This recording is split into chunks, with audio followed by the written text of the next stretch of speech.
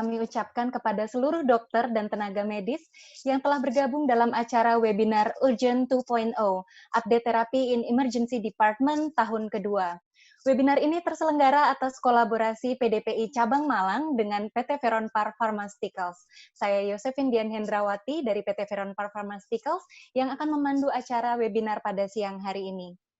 Tema utama pada kegiatan kita pada siang hari ini yaitu Facing the New Normal with Focus on Respiratory Approach. Seperti yang sudah kita ketahui bersama, istilah new normal tentu saat ini sangat akrab di telinga kita.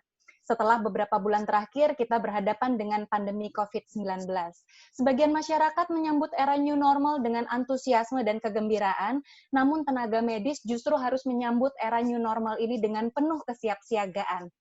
Hari ini kita tidak akan banyak berfokus pada COVID-19, namun lebih jauh lagi kita akan memasuki masa new normal, maka tenaga medis akan menghadapi banyak permasalahan kesehatan. Pasien yang semula tidak berani berobat karena takut meninggalkan rumah, saat ini akan mulai datang ke fasilitas kesehatan dengan berbagai gangguan kesehatan.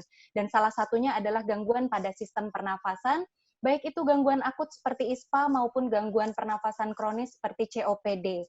Untuk itu ada baiknya kita semua kembali melakukan penyegaran ilmu untuk menghadapi berbagai gangguan sistem pernafasan yang mungkin akan banyak kita hadapi di masa new normal. Untuk itu telah hadir bersama kita beberapa narasumber yang tentu sangat kompeten di bidang ini untuk membimbing kita dalam mempersiapkan diri menghadapi new normal. Narasumber pertama kita adalah Dr. Susanti Jaya Laksana, spesialis paru konsultan FISR, Ketua PDPI Cabang Malang. Nanti beliau akan berbicara mengenai Management of COPD Exacerbation in Emergency Department. Dan kemudian narasumber kedua kita adalah Dr. Yani Jane Sugiri, spesialis paru konsultan FISR, bidang ilmiah PDPI Cabang Malang. Dr. Yani nanti akan berbicara mengenai controlling respiratory infection and focus on pneumonia.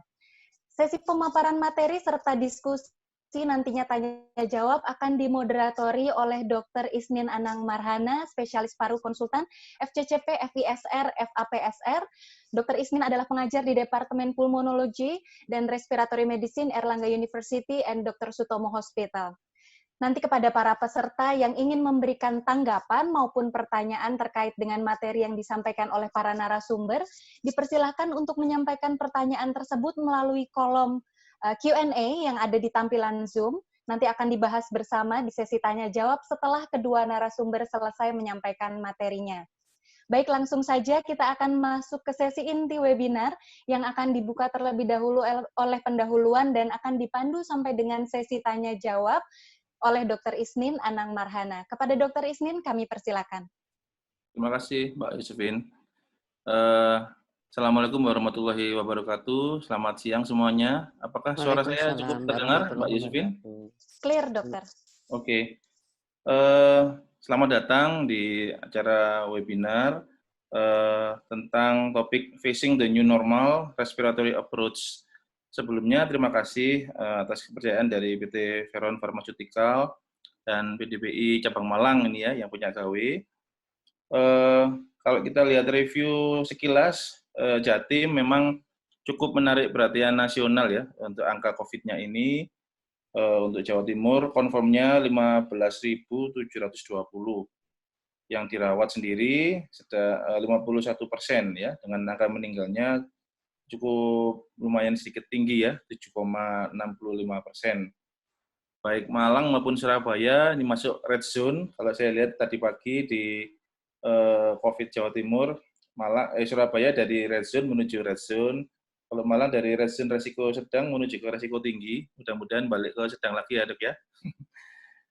Kemudian kita sudah cukup banyak membicarakan tentang COVID ya, bagaimana manajemen komplikasinya yang tentu selalu dinamis untuk bergerak. Kemarin kita tahu penyebarannya lewat droplet, terus ini sudah mulai aerosol, ada juga yang penyebarannya lewat kontak mukosa mata, jadi kita juga untuk visitor nggak cukup hanya face shield, harus dengan Google juga ya. Namun ada hal yang sangat menarik kalau kita lihat pasien-pasien PPOK kita itu sedikit banyak menurun ya jumlahnya di poli. Kemana mereka itu? Nah, apakah mereka itu takut karena masuk ke rumah sakit khawatirnya nanti ketularan COVID juga, ataukah kondisinya baik-baik aja, atau bagaimana? Ini kan sering membuat kita terpikir, di mana pasien-pasien kita yang PPOK dan asma itu ya. Nah, dalam kesempatan siang hari ini kita akan diberikan refreshing ilmu oleh Dr. Susanti, eh, bagaimana sih melakukan tata laksana PPOK exacerbasi ini, khususnya di IGD. Jadi ini sangat berguna bagi update untuk dokter paru sekalian dan dokter-dokter umum sekalian. Dan apakah ada perbedaan manajemen atau terapi atau setting terapi di era pandemi COVID ini? Itu adalah akan disampaikan materi pertama. Kemudian untuk materi kedua akan disampaikan oleh Dr. Yani Jin Sugiri, spesialis paru konsultan tentang controlling respiratory infection, ya, fokus on pneumonia. Jadi tentunya kita tahu pasien-pasien COVID virus ini sering berbarengan juga dengan pneumonia bakterial atau jamur, ya. Kemudian konsultasi-konsultasi dari departemen lain, misalkan dari penyakit dalam, konsultasi dengan diabetes atau CKD atau jantung, misalkan gagal jantung, kemudian terdapat pneumonia juga. Nah, pada siang hari ini kita akan mendapatkan ilmu dan refreshing oleh Dr. Yani Jin, bagaimana sih update settingan terapi pneumonia ini, ya, dan apakah ada sedikit fokus atau perbedaan setting pada era COVID ini. Baik, cukup menarik dua materi ini. Ketika saya mengetahui judul-judulnya ini, saya langsung excited. Ya, ini sangat bagus, sangat menarik ini ya, di tengah materi-materi COVID yang mudah-mudahan kita cukup banyak sering mendengarkan. Ini adalah materi yang sangat menyegarkan kita, ya. Kita butuh untuk penambahan update ilmu tentang pasien-pasien PPOK dan pneumonia ini. Baik, untuk pembicara pertama kami persilakan Dr. Susanti Jaya Laksana, spesialis paru konsultan, untuk menyampaikan materi tentang Management of COPD Exacerbation in Emergency Department. Kita punya waktu kurang lebih 20 menit, Dr. Susanti. Monggo kami persilakan, Dr. Susanti. Ya, terima kasih Dokter Anang. Aduh, seneng ya ketemunya walaupun di sini nggak apa-apa deh. Pokoknya ketemu gitu ya Dokter Anang. Terima kasih Dok. Assalamualaikum warahmatullahi wabarakatuh. Selamat pagi dan salam sejahtera kepada seluruh peserta webinar di sini. Aduh, ada guru-guru saya, ada Dokter Sandi, ada Dokter Kun, ada Dokter Heni, dan juga teman-teman sejawat lainnya. Dan terima kasih kepada Veron Pharmaceutical yang sudah memberikan kesempatan untuk hari ini kita bisa berbagi. Mohon maaf, nanti mungkin judulnya tidak terlalu fokus kepada emergency department, tapi kita akan lebih banyak fokus, bukan fokus, tetapi kita akan lebih banyak melihat secara keseluruhan bagaimana manajemen COPD. Ya. Ya. Nah, punten ini sudah tampak belum ya, Dok? Tampak, Dok. Ya, jadi kita akan bicara mengenai tata laksana PPOK exacerbasi akut di masa pandemi COVID-19. Ya, tadi seperti disampaikan oleh Dokter Anang bahwasanya kemana sih pasien-pasien PPOK tuh sekarang kok udah lebih sedikit ya? Karena takut atau bagaimana? Tentu saja salah satunya pasti ada rasa takutnya ya pada pasien PPOK ini. Ya, berikut ini saya sampaikan sedikit saja sekilas. Tadi sudah disampaikan oleh Dokter Anang, sebetulnya khusus di Jawa Timur. Ya, ini lebih luas lagi sebetulnya di Indonesia. Bahwa di Indonesia 3 bulan yang lalu, bulan April, kita tahu bahwa ada 9.771 confirm case untuk COVID dan ada 784 kematian di dunia. Nah kemarin ternyata sudah meningkat sampai sekian ya, dan di Indonesia ini sekarang sudah 72.347, artinya meningkat 800 kali lipat.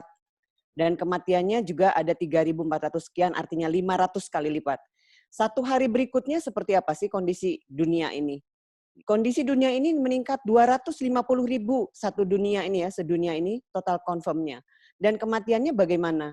Kematiannya kita naik dari 5.000 menjadi kurang lebih 9.000 di sini ya. 4.000 kematian seluruh dunia ini, 4.000 kematian akibat COVID. Belum akibat yang lainnya.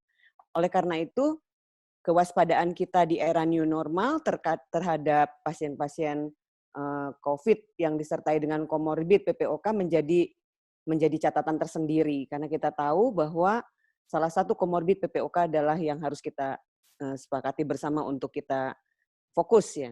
Nah, untuk kriteria pasien COVID sepertinya ini sudah kita sangat-sangat familiar ya, ODP, PDP, probable, positif, OTG. Nah, ini udah sangat-sangat familiar, tapi insya Allah kayaknya kita akan merubah.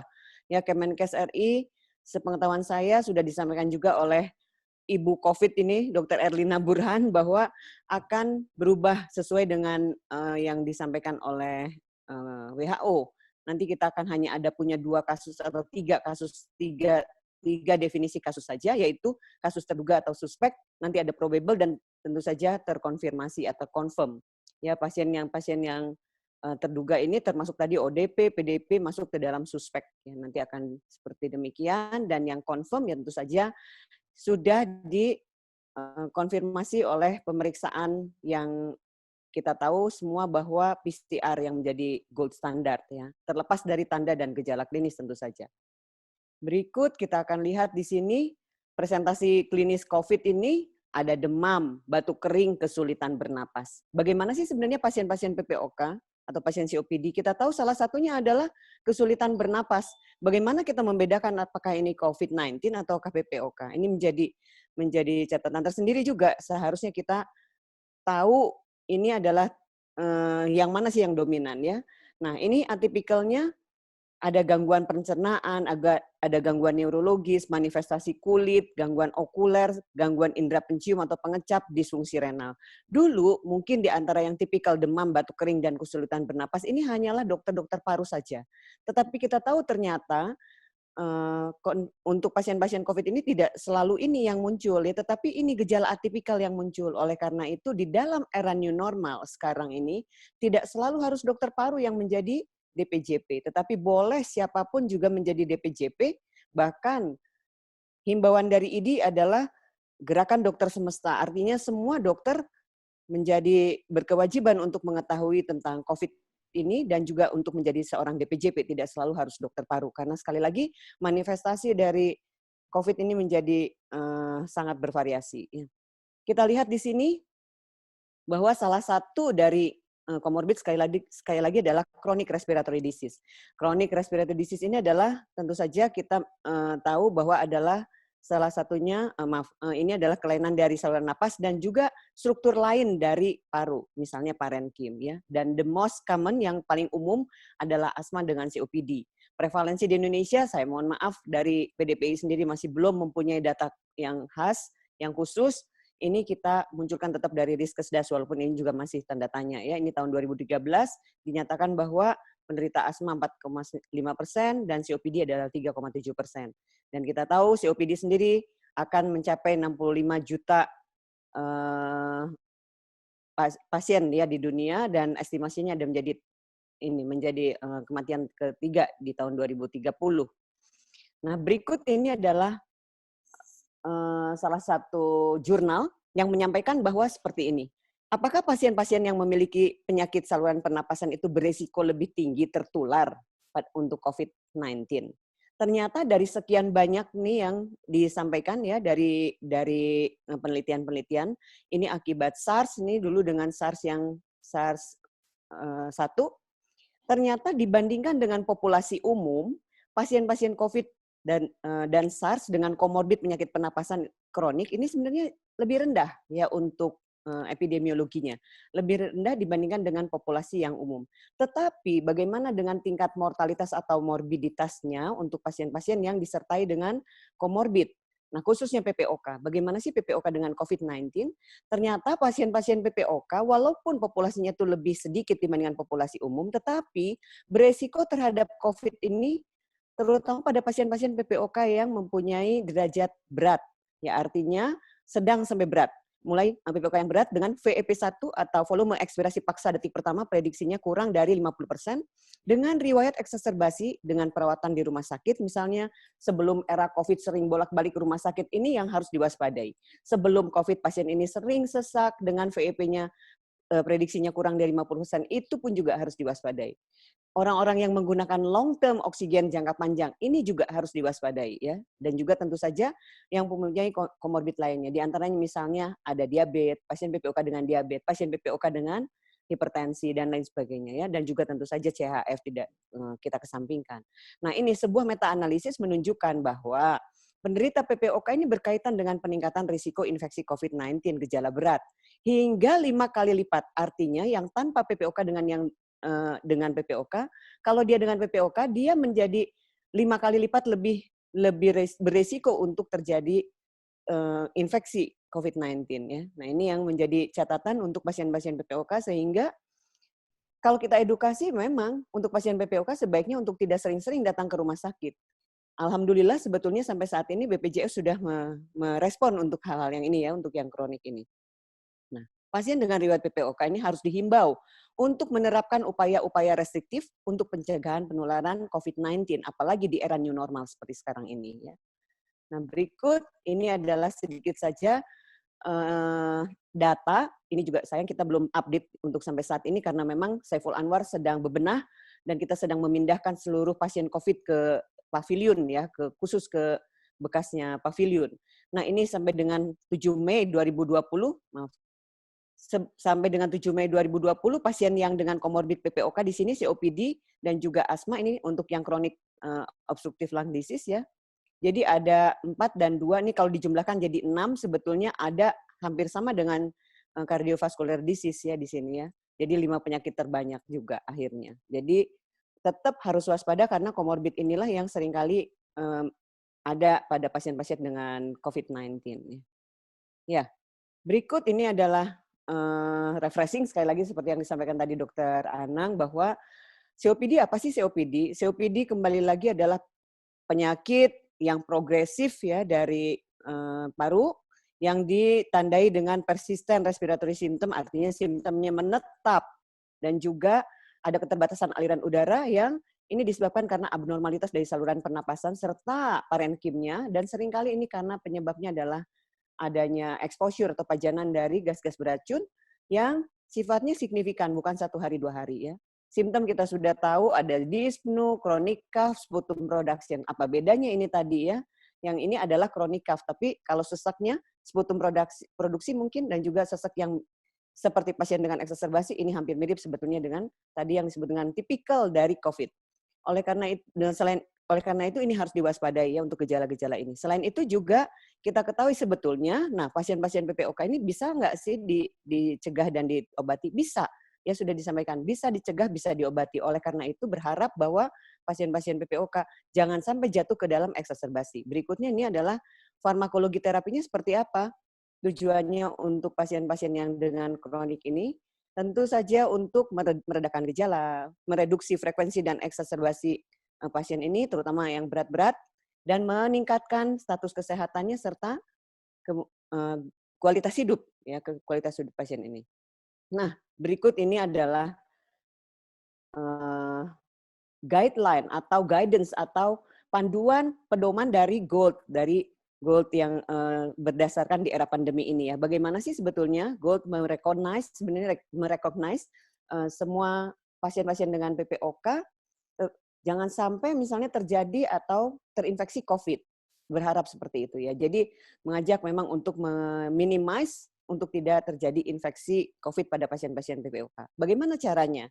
Artinya pasien PPOK ini harus bisa mengikuti advice dari setiap negara untuk new normal atau kebiasaan-kebiasaan yang harus kita perilaku-perilaku yang sudah seharusnya dikerjakan di era pandemi ini, itu harusnya diikuti sesuai dengan negaranya masing-masing. Selain itu, GOLD juga menyampaikan bahwa tidak ada keharusan untuk menghentikan semua obat-obat yang sudah digunakan secara rutin untuk maintenance pasien-pasien PPOK. Ya, ini harus tetap digunakan untuk sehari-harinya. Sekali lagi, untuk apa sih kita tahu obat-obat atau cara-cara atau penanganan pasien sebelum eksaserbasi? Karena memang pasien-pasien PPOK eksaserbasinya terjadi karena patuhan pasien ini di dalam kondisi yang tidak dalam keadaan eksaserbasi, yaitu dalam keadaan stabil. Jadi perhatikan dulu pada pasien keadaan stabil supaya dia tidak timbul eksaserbasi. Nah, Farmakoterapinya sekali lagi di era pandemi, pasien PPOK diminta untuk tetap menggunakan secara rutin obat-obat inhaler atau oral yang sudah diatur, yang sudah teratur digunakan. Ya, demikian juga untuk pasien PPOK yang terinfeksi COVID atau dicurigai terinfeksi COVID juga sama, tetap gunakan obat-obat teratur. Tidak ada bukti bahwa penggunaan kortikosteroid inhaler yang katanya takut ya nanti kalau misalnya itu virus, kalau dengan penggunaan kortikosteroid harusnya dihentikan, tidak juga. Jadi tetap untuk pasien PPOK tetap tidak harus dihindari, tetap silakan digunakan ya selama pandemi karena sekali tidak ada bukti ya untuk menghentikan. Penggunaan ICS terutama dianjurkan pada pasien-pasien PPOK yang memang fenotipenya harusnya kita tahu dengan yang sering eksaserbasi, lebih dari atau sama dengan 2 kali eksaserbasi dalam waktu 1 tahun, atau eosinofil darahnya lebih dari 300 sel per mikroliter, dan juga tentu saja ada riwayat asma atau disebut dengan AKO, ini asma COPD eksaserbasi. Lalu pada pasien PPOK yang mendapat terapi ICS dosis tinggi juga dipertimbangkan untuk menurunkan dosisnya ke dosis standar. Pasien PPOK dengan eksaserbasi ditata laksana sesuai dengan pedoman nasional yang sudah ada. Kita punya PDPI guideline khusus untuk PPOK ya. Jadi gunakan seperti itu. Nah, sekali lagi saya sebelum masuk ke yang eksaserbasi, bahwasanya GOLD 2020 menyampaikan seperti ini. Kalau misalnya kita menemukan pasien dengan ke arah PPOK, tentukan diagnosisnya. Benar nggak sih dia ini PPOK? Tentu saja dengan spirometri ya.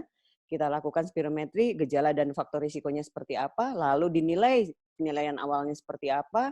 FEV1-nya misalnya kita nilai antara GOLD 1 sampai 4. Untuk gejala kita mempunyai CAT, COPD Assessment Test atau MMRC, Modified Medical Research Council, atau juga kita juga harus tahu secara detail bagaimana riwayat eksaserbasinya di dalam 1 tahun terakhir, bagaimana status merokoknya, apakah juga dia ada misalnya secara turun-temurun hampir rata-rata mempunyai riwayat penyakit paru.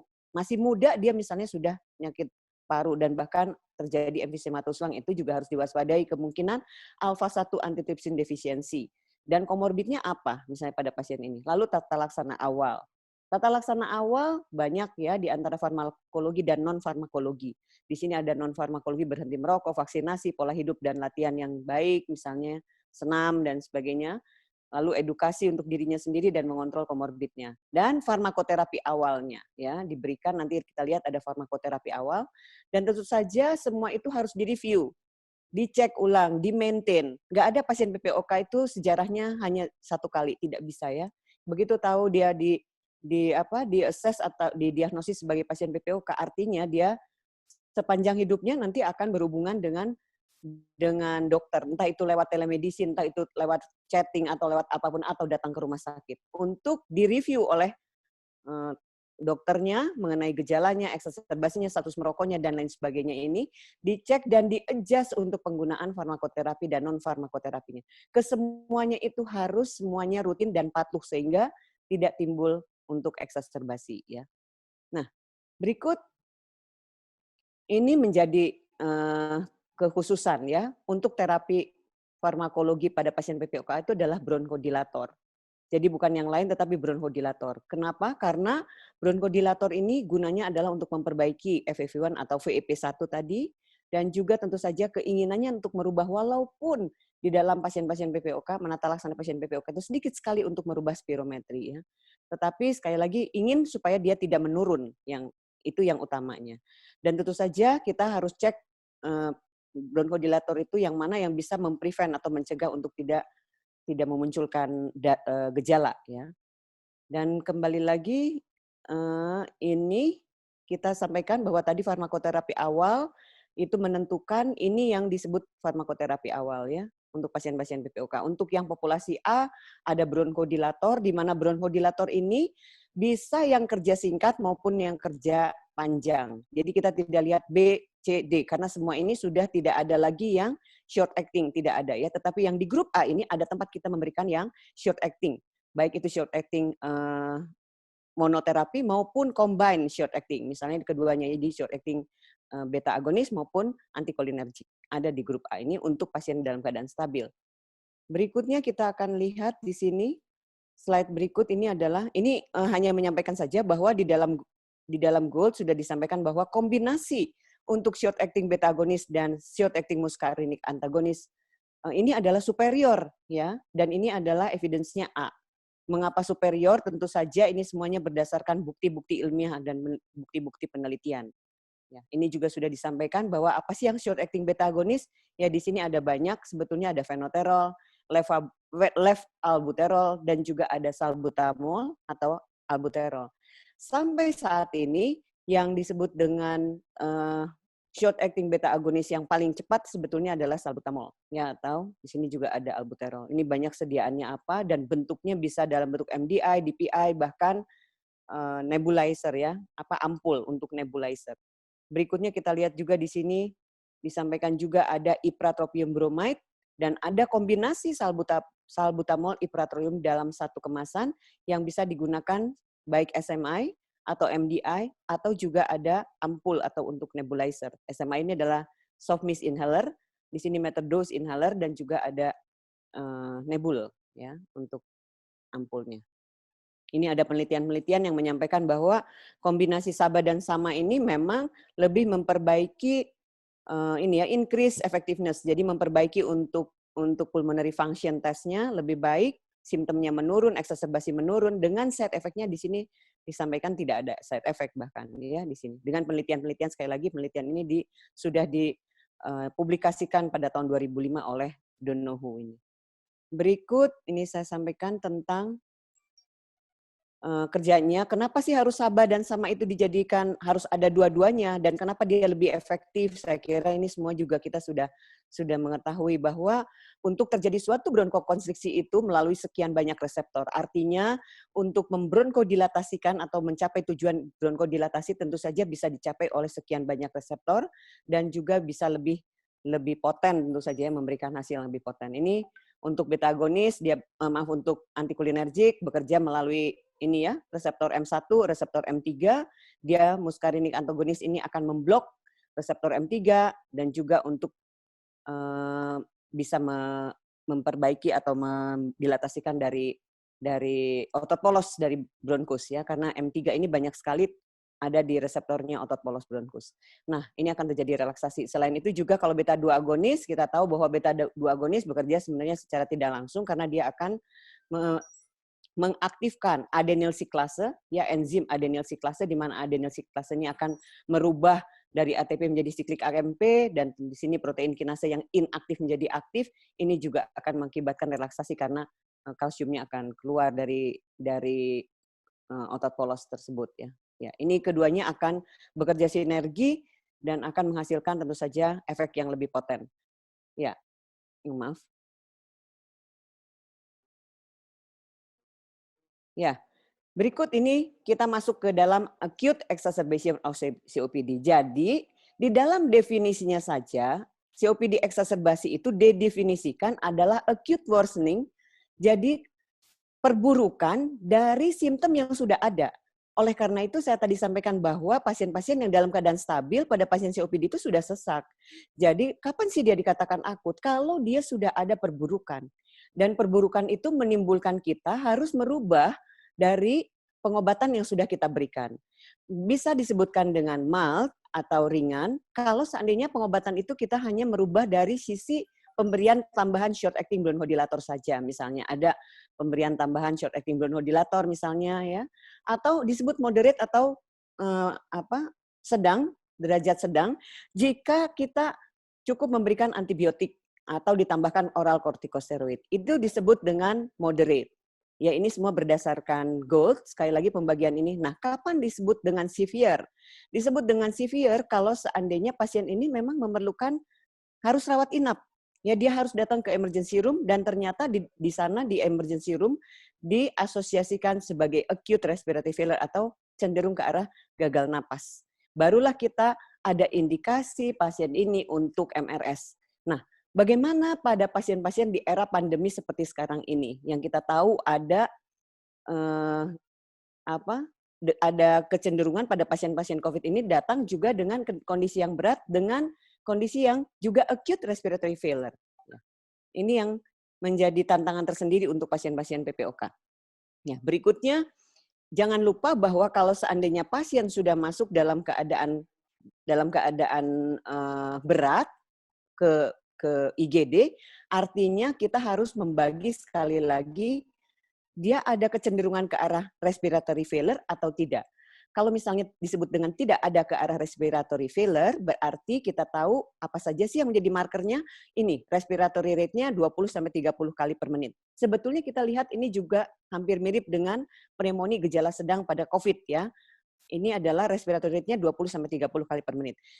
Bedanya di sini ada yang tambahan disebutkan bahwa no use accessory respiratory muscle. Jadi pada pasien-pasien yang tidak ada respiratory failure artinya tidak ada penggunaan otot bantu napas, tidak ada perubahan mental status, dan juga perbaikan dari status hipoksemianya setelah kita memberikan oksigen. Ya, jadi ada perbaikan. Ini yang disebut dengan no respiratory failure. Nah, berikut kita kalau yang kedua adalah kecenderungan ke arah akut respiratory failure atau gagal napas akut. Nah, pada gagal napas akut ini kita harus bagi dua lagi. Jadi sekali lagi tadi pasien yang untuk gagal napas, untuk pasien PPOK eksaserbasi ada 3 ya, ringan, sedang, berat. Pada saat berat masuk ke UGD, pisahkan ini dengan gagal napas atau tidak gagal napas. Begitu kita tahu ini gagal napas, harus dibagi dua lagi, life threatening atau non-life threatening. Jadi kalau seandainya pasien ini dengan non-life threatening, yaitu pasien-pasien dengan 30 kali per menit. Nah, kalau kita lihat dari COVID sebetulnya dengan 30 kali per menit ini sudah masuk ke dalam gejala yang berat ya. Ini using accessory respiratory muscle artinya ada penggunaan otot-otot bantu napas ya, ini sudah mulai masuk sini, tetapi disebutkan non-life threatening tetap pada pasien ini ya, yaitu tidak ada perubahan mental status dan tetap hipoksemianya ini ada perbaikan setelah kita berikan oksigenasi. Sayangnya memang tidak semua rumah sakit mempunyai ini ya, Venturi mesh, tetapi kita bisa tetap memberikan oksigen dengan FiO2 25-30%, dan dengan kalau kita lihat BGA-nya, tidak ada hiperkarbinya tidak melebihi dari 50-60.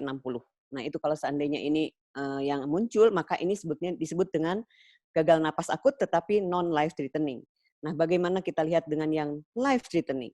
Kalau yang life threatening artinya lebih dari 30 kali per menit, pasien sudah menggunakan otot bantu napas, ada kegelisahan ya, gelisah ya, orangnya juga status mentalnya akan menjadi berubah, ngawang, ngawur gitu kadang-kadang ya, untuk diajak bicara tidak cocok karena memang terjadi hipoksemia yang sangat berat, dan walaupun sudah diberikan oksigen melalui Venturi mesh kalau dari Gold, sekali lagi kalau misalnya kita berikan oksigenasi pakai NRBM bisa ya, tapi tidak ada perbaikan, bahkan di dalam hasil dari blood gas analysis-nya atau AGD-nya sudah menunjukkan peningkatan dari PaCO2-nya melebihi dari 60 atau misalnya pH-nya sudah menjadi kurang atau sama dengan 7,25.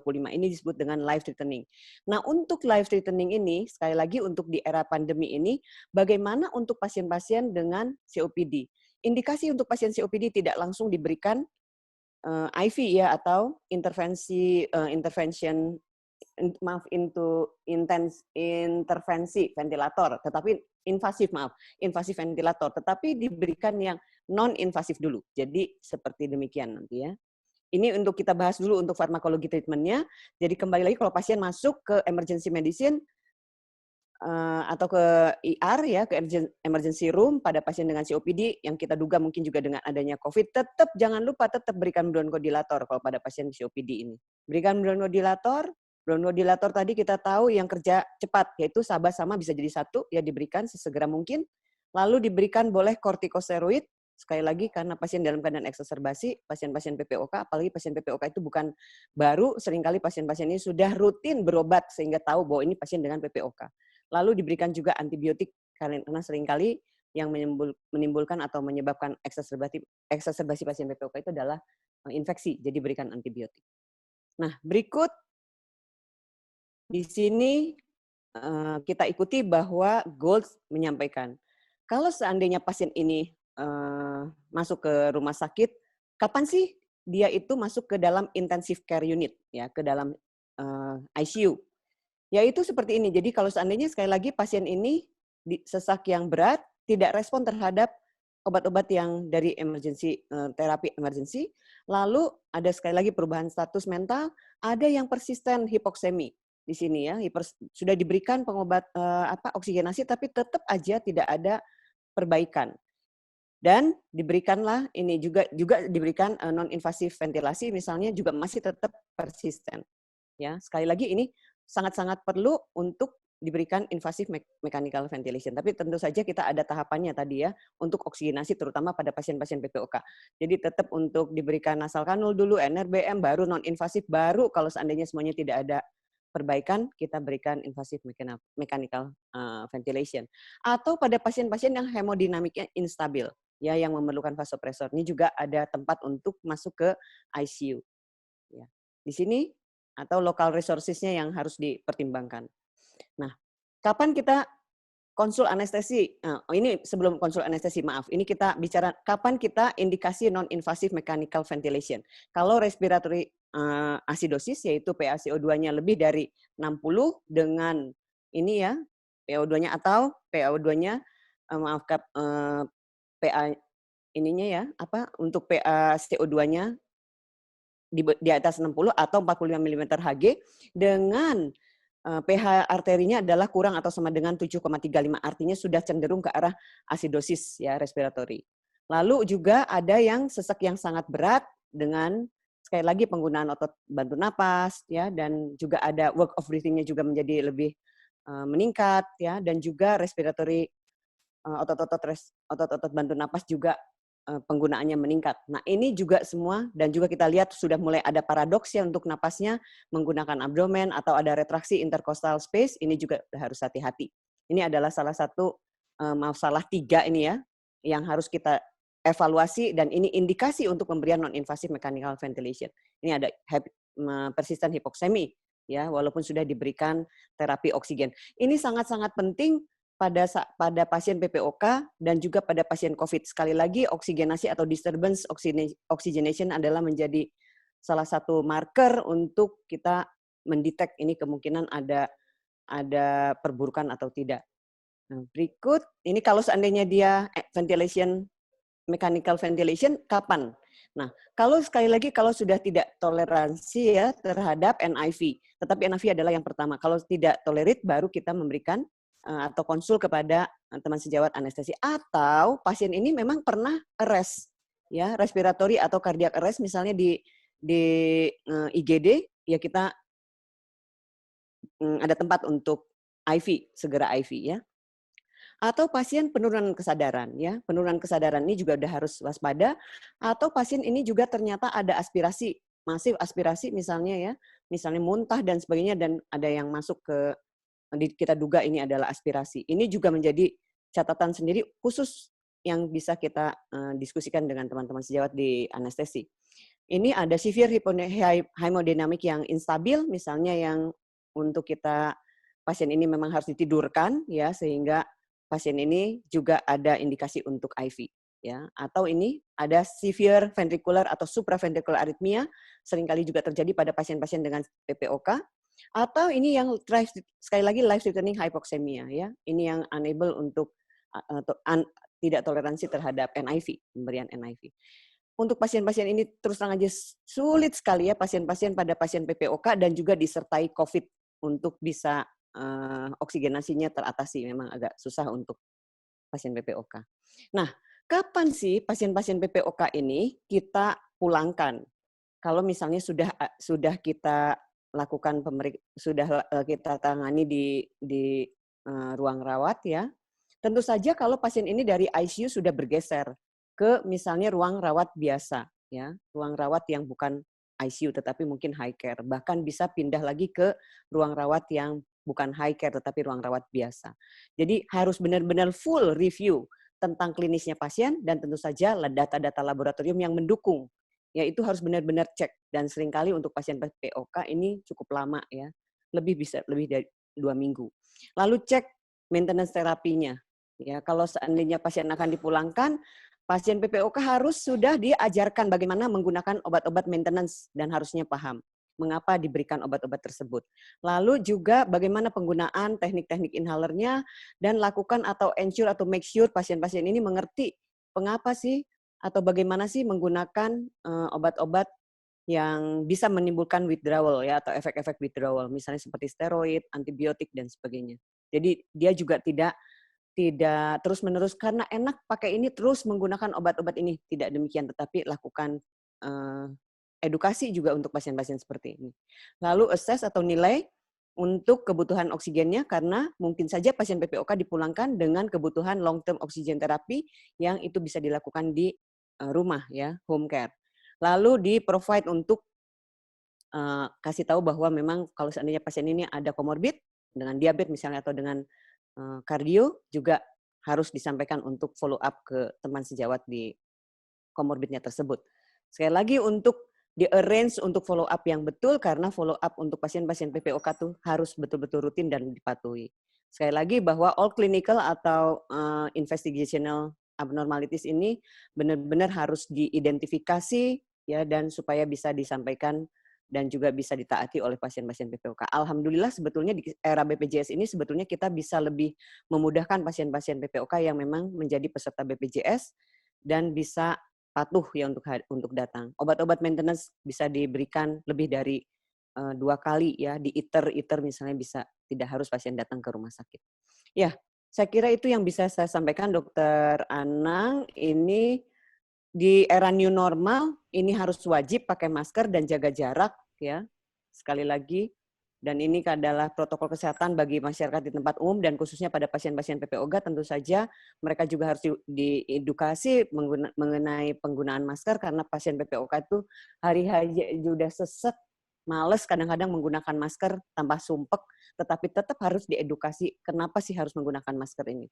Cuci tangan terus-menerus juga harus, jaga jarak, ini yang kadang-kadang sulit karena pasien PPOK seringkali butuh bantuan untuk jalan dan sebagainya, sehingga orang yang menghantar pasien-pasien PPOK atau yang mendampingi ini juga harus diedukasi untuk bisa jaga jarak dan juga tentu saja kesehatan, ya dia berperilaku yang baik. Mungkin itu yang bisa saya sampaikan. Terima kasih kepada semuanya atas perhatiannya. Saya akhiri. Wassalamualaikum warahmatullahi wabarakatuh. Assalamualaikum warahmatullahi wabarakatuh. Terima kasih Dr. Susanti atas presentasinya yang sangat excellent dan sangat jelas, ya, on time juga. Baik, untuk sesi diskusi akan kita lakukan setelah materi kedua selesai, ya. Kita berlanjut ke materi kedua ya. Sudah ada Dr. Yani Jin di sini sudah siap dengan PowerPoint-nya. Kurang lebih 25 menit Dr. Yani Jin akan memberikan presentasi refreshing kepada kita semua tentang controlling respiratory infection, fokus on pneumonia. Kami harapkan untuk diskusinya tidak jauh-jauh bergeser dari topik pada siang hari ini, yaitu COPD dan pneumonia. Ya. Untuk waktu, kami persilakan Dr. Yani Jin, monggo. Terima kasih Bapak Moderator. Selamat siang kepada. Oh, belum jelas Dok, suaranya Dok. Ya, sudah jelas Dr. Anang. Selamat siang kepada teman sejawat sekalian. Belum jelas. Apa di komputer saya ya? Terima kasih untuk kesempatan yang diberikan kepada PT Veron. Jadi untuk topik kami hari ini adalah tentang controlling respiratory infection focus on pneumonia.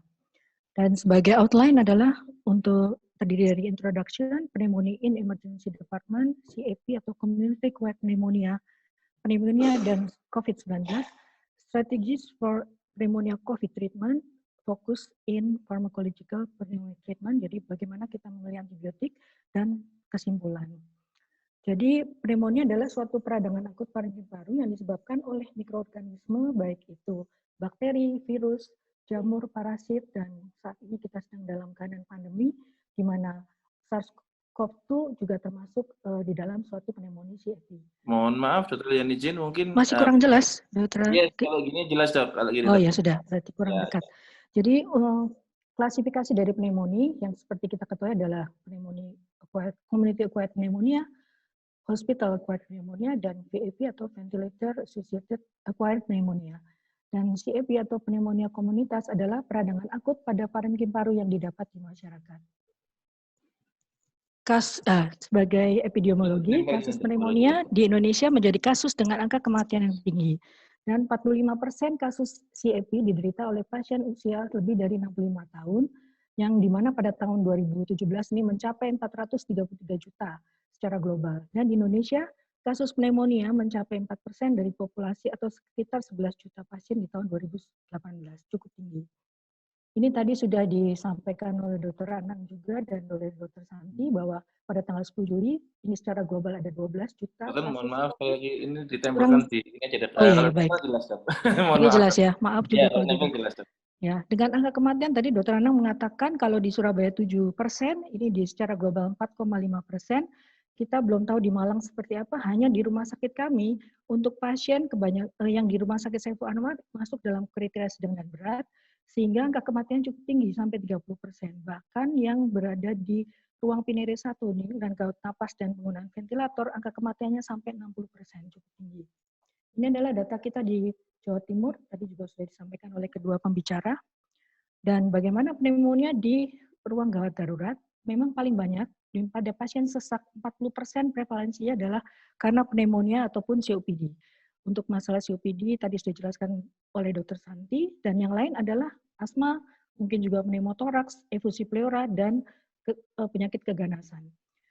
Untuk gejala dipsu yang lain, prevalensi 55% adalah gangguan jantung, anemia sekitar 3%, dan anxiety atau depression atau gangguan psikologis sekitar 2%. Tapi dengan adanya pandemi COVID ini mungkin gejala untuk gangguan psikologis lebih tinggi karena adanya pemutusan hubungan kerja dan sebagainya. Untuk fisik diagnostik pada pneumonia, Bapak Ibu tentunya sudah tahu, jadi mungkin ada gejala demam, ada suara pernafasan, ada ronki pada pemeriksaan fisik diagnostik paru ataupun peningkatan dari stem frame. Faktor risiko untuk pneumonia secara umum itu biasa didapatkan baik pada pasien yang merokok, penggunaan imunosupresif, COPD, riwayat CEP sebelumnya, misalnya pada pasien dengan infected bronkiektasis yang sering terjadi infeksi pneumonia berulang. Dan bagaimana dengan faktor risiko COVID-19 yang bisa menimbulkan gejala berat, yaitu usia lebih dari 60 tahun, adanya penyakit penyerta lain seperti hipertensi, gangguan jantung, ada penyakit paru kronik, CVA, diabetes, dan yang lain-lain juga adanya kanker akan berhubungan dengan tingginya angka kematian. Juga merokok sama seperti tadi CEP, bahkan dari CDC bulan Juni tanggal 25 kita temukan bahwa obesitas atau body mass index lebih dari 30 ini juga merupakan faktor risiko dari kejadian COVID. Kita mungkin tahu beberapa teman sejawat yang meninggal tanpa komorbid ternyata mereka mempunyai obesitas.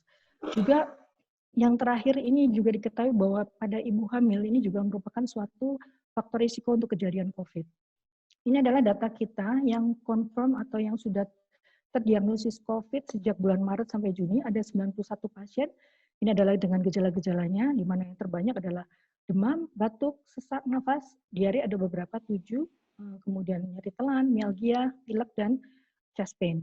Ya memang di sini kita tidak menemukan adanya anosmia ataupun hilang perasa atau agesia. Untuk komorbid, kita menemukan bahwa tanpa komorbid ini 39%, tapi sayangnya kita tidak mencatat untuk obesitas di sini. Memang beberapa pasien sebetulnya obesitas tapi tidak tercatat. Kemudian selanjutnya adalah karena komorbid hipertensi, CHF, diabetes mellitus, dan yang lainnya. Dan komplikasi ini yang penting, ternyata kebanyakan adalah shock sepsis ataupun sepsis, yang kedua baru respiratory failure sekitar 37%, dan adanya acute kidney injury sekitar 21%. Ini yang membuat kita harus memilih beberapa antibiotik pada pasien CEP yang aman untuk ginjal, dan ARDS 15,39%. Untuk definisi dari WHO 2000 yang dikeluarkan Mei 2020, tadi sudah disampaikan oleh Dr. Santi bahwa kita akan nanti sebetulnya berubah menjadi suspect case, jadi pasien dengan gangguan respirasi akut, demam, dan sebagainya, ada riwayat bepergian atau bertempat tinggal dari lokasi yang area merah selama 14 hari sebelum gejala. Atau pasien dengan gangguan pernafasan akut yang pernah kontak dengan pasien yang confirm atau probable dari COVID-19. Jadi definisi kontak di sini adalah pernah kontak selama 10 menit, jarak kurang dari 2 meter, ini yang disebut kontak erat. Kemudian C, pasien dengan gangguan pernafasan akut yang berat dan membutuhkan opname dan atau adanya diagnosis yang tidak bisa yang bisa dijelaskan, yang tampak jelas dari presentasi klinis. Dan saat ini kita juga ada kasus probable, meskipun dari buku Kemenkes belum ada revisi baru, tetapi sebetulnya kasus probable ini perlu karena termasuk suspek atau terduga COVID-19 yang termasuk di sini adalah ODP dan PDP dengan hasil lab yang inkonklusif atau pemeriksaan tidak dapat dilakukan dengan alasan apapun. Misalnya datang ke UGD, kemudian pasien meninggal padahal sudah kita sebutkan PDP, kemudian keluarga menuntut karena ini mana buktinya, ini belum ada PCR kalau disebut PDP dan sebagainya. Dengan adanya definisi kasus ini akan bisa juga melindungi tenaga kesehatan. Untuk disease severity tadi sudah disampaikan oleh Dr. Santi, mungkin sekilas saja bahwa mild disease ini tadi sudah yang perlu diketahui menurut WHO bahwa seseorang meskipun tidak ada gejala batuk, sesak, tetapi kalau sudah ada gejala anosmia ataupun algesia, sebaiknya segera melakukan isolasi mandiri. Dan untuk moderate disease yang paling mudah adalah di sini adalah adanya tanda-tanda pneumonia dengan saturasi lebih dari 90% room air. Jadi pasien datang misalnya ke tempat praktek tidak tampak sesak, tapi ada keluhan batuk dan sebagainya, begitu dicek saturasinya 90, kita harus hati-hati, ini adalah kemungkinan suatu COVID yang moderate disease. Untuk severe disease, ini sudah tampak jelas bahwa RR atau respiratory rate lebih dari 90 kali per menit dengan adanya SpO2 kurang dari 90% dalam room air atau tanpa oksigen. Dan juga adanya clinical deterioration, gangguan gejala klinis yang memburuk dengan cepat, karena hipoksemi ini seringkali juga terjadi pada pasien-pasien kita di UGD, dan critical illness jadi adanya ARDS, sepsis, ataupun adanya MODS. Nah, menurut PDPI, memang untuk tata laksana pasien terkonfirmasi positif COVID, karena ini saat ini sebetulnya bukan fokus, tapi kita perlu tahu bahwa dibagi menjadi tanpa gejala, pasien bisa isoman atau isolasi mandiri dengan terapi hanya vitamin saja, kemudian juga kalau gejala ringan, ini terapinya vitamin C, hidroksikloroquine, meskipun masih kontroversi, azitromisin. Kemudian untuk gejala sedang, harus pasien ini opname atau masuk di rumah sakit, kemudian diberikan juga tambahan vitamin C, hidroksikloroquine, azitromisin, oseltamivir, dan antivirus yang lain. Dan apabila gejala berat, pasien harus diisolasi di rumah sakit rujukan dengan terapi-terapi hidroksikloroquine ataupun kloroquine, azitromisin, oseltamivir, vitamin C, dan terapi penunjang lain. Nah, bagaimana dengan pasien yang belum terkonfirmasi? Di pedoman kami, semua PDP atau gejala sedang dan berat diperlakukan sama dengan kasus terkonfirmasi sampai terbukti bukan COVID-19. Ada sebuah meta-analisis yang melibatkan 30 penelitian dengan sampel sekitar 8.000 lebih pasien. Di sana ditemukan bahwa ada koinfeksi pada pasien COVID-19 dengan patogen yang lain, yaitu Mycoplasma pneumoniae, Pseudomonas aeruginosa, Haemophilus influenza, Klebsiella pneumoniae, dan Enterobacter serta lainnya, serta Chlamydia. Di sini ada kelompok kuman-kuman atipikal, sehingga dalam waktu pemilihan antibiotik kita juga perlu mempertimbangkan antibiotik yang bisa mengenai bakteri maupun pneumonia atipikal. Dan juga ada koinfeksi dengan virus yang lain, ternyata memang saat ini kalau di Indonesia kita belum mampu untuk melakukan pemeriksaan virus, bahkan yang bakteri saja dan atipikal kita belum bisa sempurna di lab kita. Di sini ditemukan adanya Rickettsia syncytial virus, influenza A, rhinovirus, dan influenza B, serta yang lainnya. Itulah yang mungkin yang bisa menjelaskan mengapa oseltamivir meskipun tidak bisa dikatakan tidak berfungsi untuk SARS-CoV, tetapi pada SARS-CoV-2, tetapi pada pasien-pasien COVID kita, mengapa bisa membaik dengan oseltamivir? Mungkin karena adanya koinfeksi dengan influenza A atau influenza B yang bisa diinhibisi oleh oseltamivir. Ini adalah gambaran fototoraks dari CAP. Di sini kita lihat, di sini sebenarnya tahu gambaran normal, tapi kalau ini kita lihat dengan sesungguhnya, ini diaframanya hampir sama, mungkin ada PPOK, tapi maksudnya adalah tidak ada gambaran pneumonia. Ini adalah untuk lobar pneumonia, atau bisa ini juga mirip juga dengan suatu pleuropneumonia, dan ini adalah bilateral pneumonia. Bagaimana dengan gambaran COVID? Ini adalah suatu contoh kasus pasien D dengan CVA, datang dengan gejala CVA, diabetes mellitus, riwayat hipertensi juga. Kita lihat di sini adalah konsolidasi yang multifokal dan bilateral. Dalam waktu 1 hari karena ada perburukan kita foto ulang, di sini kita lihat infiltratnya sudah bertambah. Untuk pasien A, pasien mengatakan 61 tahun, mengatakan tidak ada riwayat komorbid apapun, tapi ternyata di sini kalau kita lihat fotonya mungkin sekitar hampir ada PPOK. Dalam waktu 3 hari kita lihat karena adanya hipoksia memberat, di foto ulang infiltratnya bertambah. Nah, menurut American Thoracic Society, klasifikasi CFP dibagi menjadi tingkat berat berdasarkan kriteria minor dan mayor. Di sini kriteria minor, jadi 3 minor dan 1 mayor. Ini kalau ada kriteria ini berarti masuk CFP berat. Dan terapi empiris harus segera diberikan pada pasien yang masuk di dalam, misalnya di emergency room, harus segera ditata laksana untuk terapi empiris. Dan pada pemeriksaan fisik kita melihat tingkat kesadaran, tanda-tanda vital, apakah ada retraksi otot pernafasan, ditambah dengan pemeriksaan penunjang, ototoraks, pemeriksaan spesimen saluran napas atas maupun bawah. Ya, bronkoskopi memang idealnya seperti ini, tapi tentunya akan kesulitan dan sangat infeksius, kimia darah, kultur darah, dan pemeriksaan tentunya ini hanya di luar negeri ya, untuk pemeriksaan antigen pada Mycoplasma pneumoniae. Terapi antibiotik secara dini pada pasien pneumonia harus segera diberikan dalam waktu 48 jam onset gejala. Dan setelah terapi empirik, apabila ada hasil kultur, ini harus segera disesuaikan dengan hasil kultur tersebut atau dilakukan deeskalasi. Bagaimana pemberian terapi awal pada pasien CEP rawat jalan, dan ini komorbiditas yang dimiliki pasien menjadi poin penting dalam penentuan standar regimen. Jadi kita harus melihat apakah pasien punya komorbid atau faktor-faktor risiko terjadinya MRSA atau Pseudomonas aeruginosa. Jadi faktor risiko untuk terjadinya MRSA atau Pseudomonas antara lain penggunaan antibiotik 30 hari sebelumnya, pasien-pasien dengan imunokompromis, pasien-pasien ada di misalnya fasilitas seperti rumah jompo dan sebagainya. Ini standar treat pengobatannya adalah amoxicillin, doxycycline, macrolide apabila lokal pneumokokal resisten kurang dari 25%. Kita tidak tahu saat ini di global Indonesia berapa. Kemudian kalau pasien dengan komorbid, berikan kombinasi terapi dengan amoxiclav atau cephalosporin dan macrolide, kombinasi macrolide atau doxycycline. Atau monoterapi dengan respiratory quinolone. Ya, ini memang pilihan yang paling enak karena pasien hanya cukup minum 1 kali sehari. Bagaimana kalau pasien CEP rawat inap, bagaimana cara pemberian terapi awalnya? Kita harus membagi 2, pasien yang tidak berat, pasien opname tapi gejala klinisnya tidak berat, standar regimennya adalah beta-lactam, macrolide, atau respiratory quinolone, atau pasien yang dengan gejala berat diberikan beta-lactam, macrolide, atau beta-lactam dan fluoroquinolone. Untuk kedua kelompok pasien ini kita juga harus melihat bagaimana riwayat infeksi sebelumnya, apakah pasien punya riwayat MRSA, riwayat pernah terdiagnosis Pseudomonas aeruginosa dari hasil kultur, atau pernah riwayat opname sebelumnya dan diberikan antibiotik. Nah, masing-masing di sini kita bisa melihat di sini ada footnotes-nya. Misalnya contohnya kalau ada MRSA, ada pasien yang non-severe, ini sebetulnya pilihannya adalah vancomycin di sini.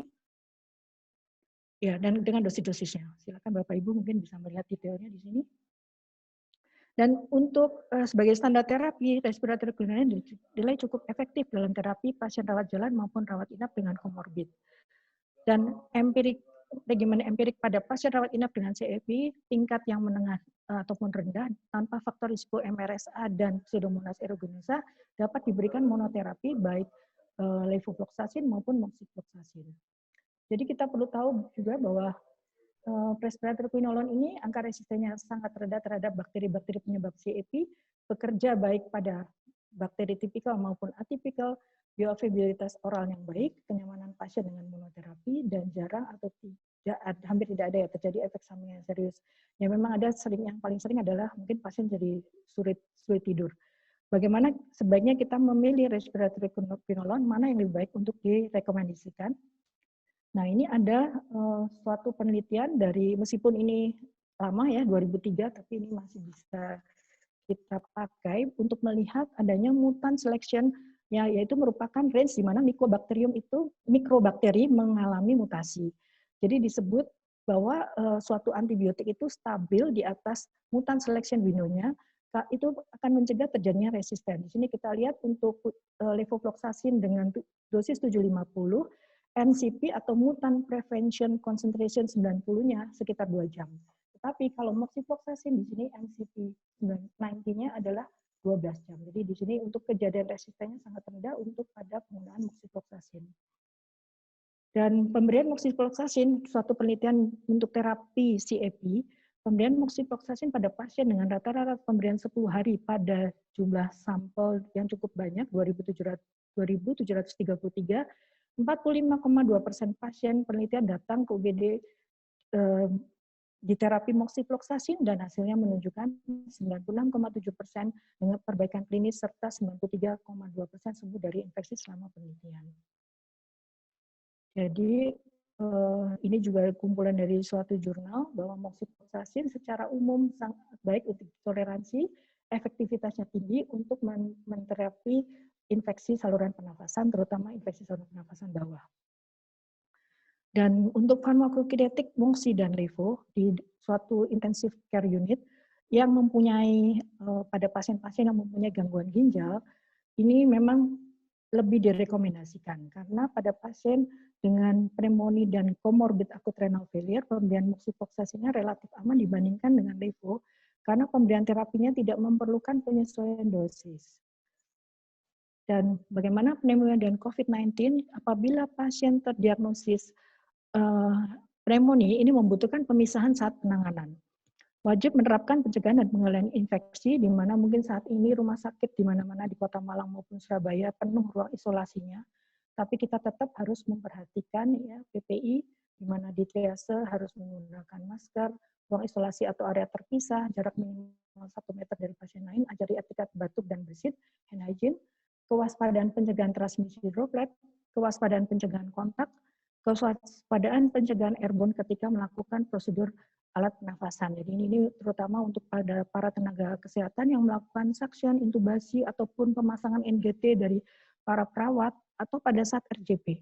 Ini jangan lupa menggunakan APD yang lengkap, sarung tangan, juga pelindung mata, masker N95, ruangan dengan ventilasi tunggal jika memungkinkan ruangan tekanan negatif. Hindari keberadaan individu yang tidak dibutuhkan. Setelah tindakan, tata laksana sesuai dengan tipe ruangannya. Dan sebagai kesimpulan, pandemi COVID-19 di Jawa Timur sampai saat ini meningkat dan gejala klinis pneumonia dengan atau tanpa COVID-19 sulit dibedakan, sehingga pada pasien COVID-19 perlu pertimbangan kemungkinan mixed infection. Seperti data tadi di jurnal bahwa memang mixed infection bisa bakteri ataupun atypical pneumonia serta virus-virus yang lain, meskipun kita belum bisa mendiagnosis saat ini di Indonesia. Dan CAP menjadi tipe pneumonia dengan angka kematian tinggi, dan CAP berat merupakan salah satu gejala penyerta dari pasien COVID-19.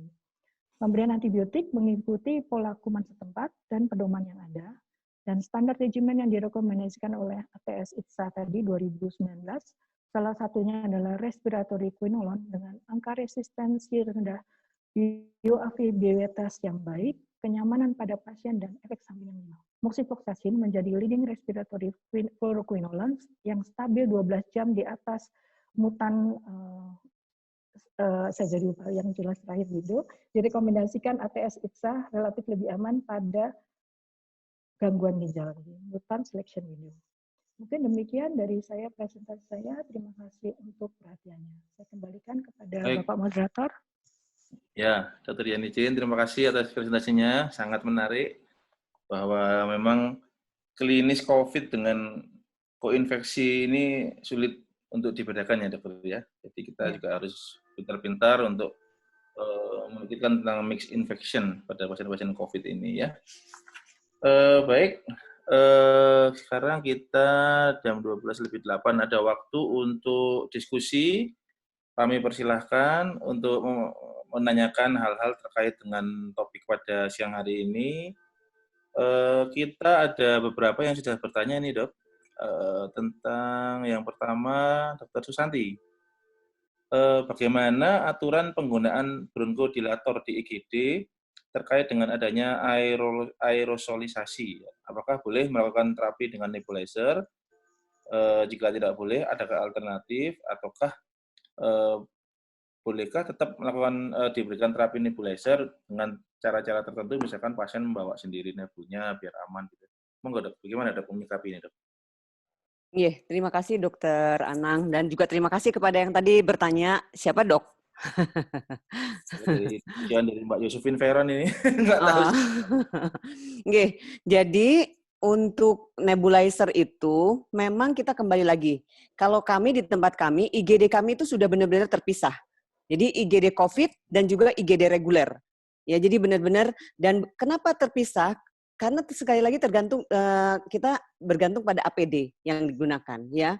Kalau di IGD COVID kita tentu saja kita menggunakan APD level 4. Artinya kalaupun seandainya kita harus menggunakan nebulizer, sebetulnya untuk kita sudah aman karena kita sudah pakai N95 dan lain sebagainya ya. Dan insya Allah sebetulnya IGD COVID di tempat kita pun IGD P1-nya itu sudah dikasih tekanan negatif.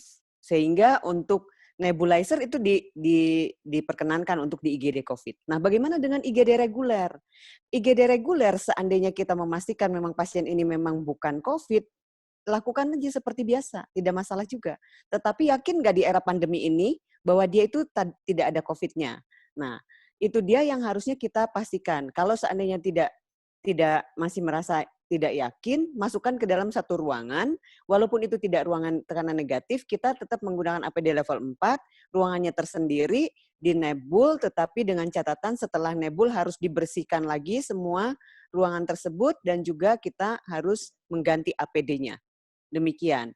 Kalau seandainya tidak tersedia ruangan tersebut, kita bisa menggunakan fasilitas lain, yaitu dengan menggunakan misalnya MDI pakai spacer, atau dengan obat-obat minum.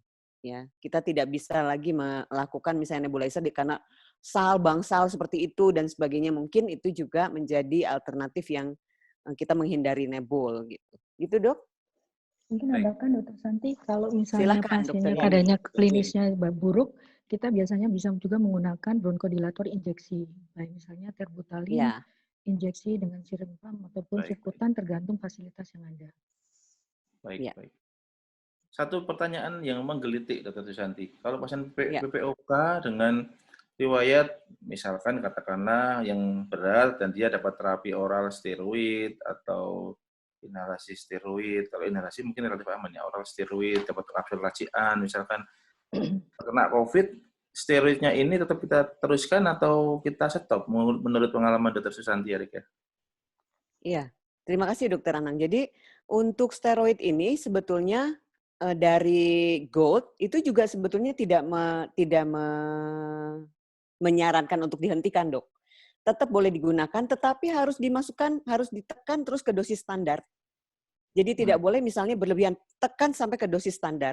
Kalau misalnya switch ke dosis ke inhalasi itu lebih baik, tetapi kalau seandainya tetap menggunakan obat-obat steroid oral, ya harus ditekan sekali lagi ke dosis standar. Kalau misalnya memang kita juga bisa mainkan antiinflamasi lain, itu juga bisa, Dok. Kita switch dengan antiinflamasi lain. Kita punya banyak antiinflamasi lain sebetulnya, Dok, pada pasien-pasien dengan PPOK walaupun itu tidak seefektif dari steroid ya, tapi kita bisa menggunakannya. Kita bisa mengambil dari obat-obat yang bisa dipakai misalnya untuk COVID. Salah satunya adalah azitromisin. Azitromisin pada pasien-pasien PPOK juga tidak dipakai sebagai antibiotik, tetapi dia dipakai sebagai antiinflamasi. Ya, jadi pasien PPOK. Untuk pasien COVID juga kan digunakan untuk azitromisin itu sebagai antiinflamasi. Nah, itu bisa digunakan. Bahkan pada pasien PPOK itu bisa dalam jangka waktu yang sangat lama, yaitu 1 tahun menggunakan azitromisin dengan dosis yang kecil, 250 mg, 1 minggu 3 kali. Ya, jadi 1 minggu 3 kali, 1 kali 250. Bisa digunakan. Sebagai alternatif untuk menurunkan penggunaan steroid. Nggih, Dokter. Baik, terima kasih. Dokter Yanicin, ini ada yang bertanya, Dokter Yanicin. Pada pasien yang status PDP, ya, misalkan di IGD, ya, PDP, pemilihan antibiotikanya bagaimana? Apakah antibiotik per oral yang banyak digunakan untuk ISPA seperti Moxi atau Cefixim dapat diberikan atau bagaimana? Ini mungkin teman-teman di IGD nih ya yang sering menjaring pasien-pasien PDP namun belum di swab. Nah, ini mereka bingung antibiotikanya bagaimana tipsnya nih, Dok?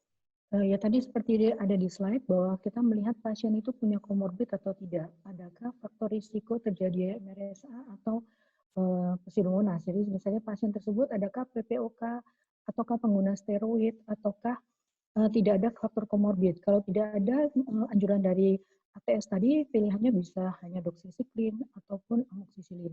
Tetapi kalau misalnya ada, kita pilih yang lebih tinggi, bisa juga pilihannya adalah levofloxacin atau respirasi quinolone levofloxacin, moxifloxacin, atau juga kalau kita melihat buku PDPI yang lama, jadi kalau ATS itu kan tadi 2019 ya, kalau kita melihat PDPI kita 2004, kita juga bisa memilih cephalosporin generasi 2, atau kalau ada berat ya kita boleh memilih cephalosporin generasi 3, misalnya cefixime, atau coamoxiclav.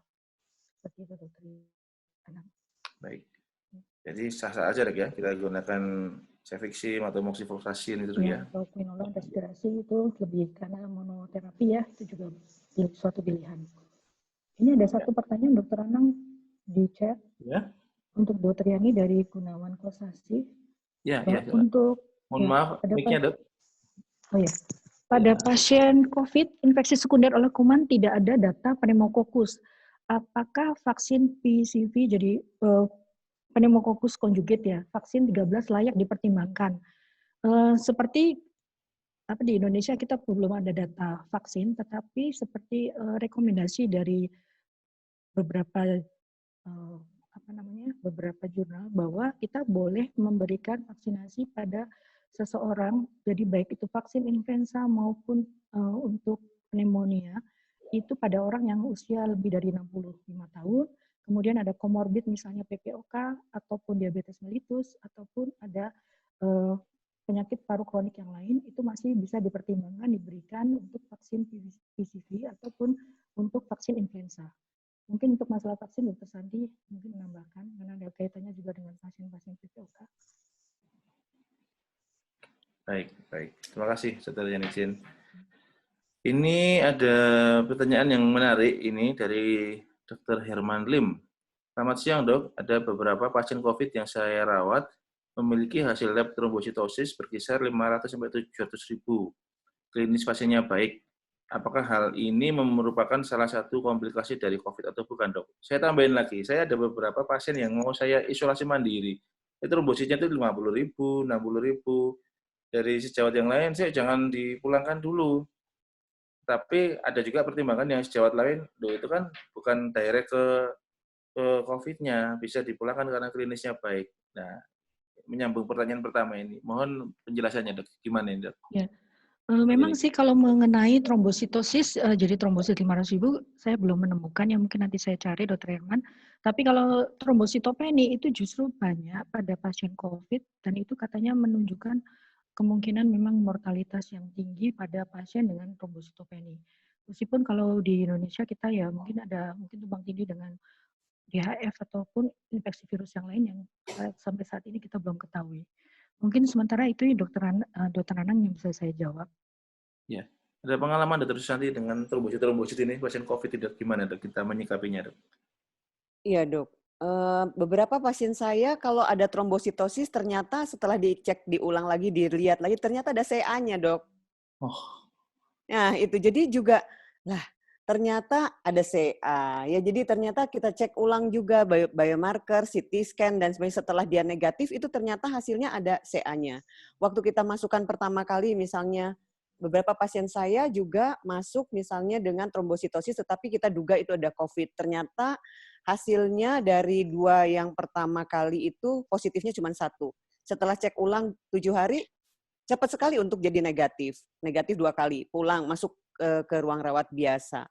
Di ruang rawat biasa baru kita cari dari mana sih sebetulnya keadaan seseknya dan sebagainya. Karena toh itu untuk hasil swabnya negatif 2 kali. Artinya tidak ada lagi indikasi untuk di ruang isolasi. Setelah kita keluarkan dari ruangan itu tersebut, ternyata ya itu salah satunya adalah kemungkinan besarnya memang ada penyakit lain. Salah satu yang saya dapatkan adalah ada CA, Dok. CA paru, ada 2 orang tuh yang kena trombositosis, yang trombositosisnya tinggi, reaktif, sangat reaktif. Dan tidak kembali setelah keluar dengan negatif pun tetap dia tinggi. Mungkin dicari lagi, Dok, mungkin untuk kemungkinan trombositosis. Kita harus cari differential diagnosis dan kemungkinan yang lain ya, Dok ya. Iya, Dok. Iya. Paraneoplastic syndrome mungkin juga bisa trombositosis ya. Iya, betul, Dok. Betul, Dok. Ini ada pertanyaan yang menarik juga ini, Dr. Santi. Pada pasien COPD yang berat. Nah, terus kemudian masuk sebelum ke ventilator atau ke NIV, target saturasinya berapa targetnya, Dok, yang harus dicapai? Karena kita tahu kalau nanti terlalu tinggi, drive nafasnya dia hilang nanti misalkan. Bagaimana Dok menyikapi ini, Dok? Ya, sepengetahuan saya target untuk COVID sendiri khusus itu adalah tidak sampai, sebetulnya 93 sudah cukup ya Dok, ya untuk COVID ya. Untuk COVID itu 93, untuk oksigenasi itu sudah di batas aman. Kalau COVID dengan ada COPD sebetulnya targetnya juga tidak harus 93, tetapi karena ada COPD-nya kita target 88% sebetulnya Dok. Jadi 88% itu sebenarnya sudah aman. Ya untuk 88 sampai 89% itu sudah aman karena pasien-pasien dengan PPOK sekali lagi seringkali dia ada di situasi yang memang hipoksemia dan hiperkardia. Nah, kembali lagi memang kita lihat harus derajat beratnya seperti apa. Karena kalau kita misalnya dengan target yang tinggi, sampai kapan dia pulangnya kita nggak akan bisa mulang-mulangin. Ya, dan bahkan sebetulnya pasien ini ya indikasi untuk LTOT nanti dia diteruskan di rumah dengan LTOT, dengan long term oxygen therapy. Yang penting tidak di bawah 88 itu. Ya, ininya untuk target oksigenasinya. Iya, Dok. Baik. Dokter Yenicin menyambung pemberian terapi steroid ini, Dok.